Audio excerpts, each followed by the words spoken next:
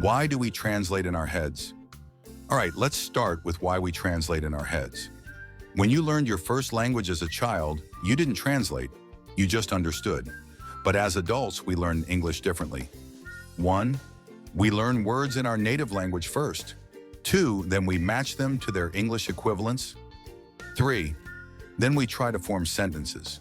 But here's the problem. This process is slow and makes speaking difficult. Imagine you're at a coffee shop and you want to order. Instead of just saying, "Can I have a coffee, please?" Your brain goes through this process. Think in your language, translate, check grammar, speak.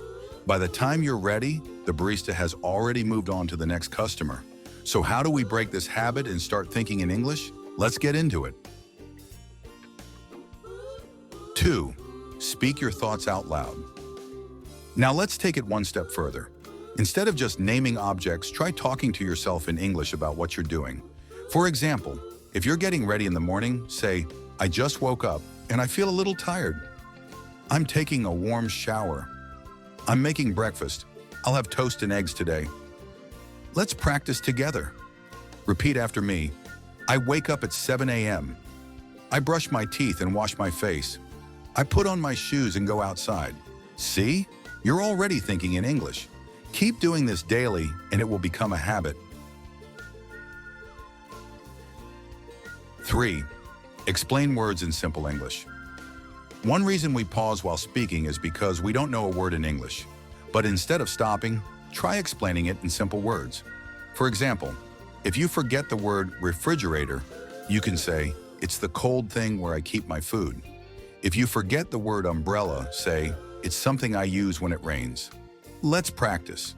How would you explain a backpack without saying the word? Great.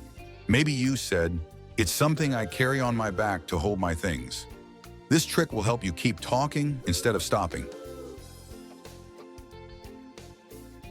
4. Use images, not words. Now here's a powerful trick. Think in pictures, not words. Instead of translating words in your head, try to see images in your mind.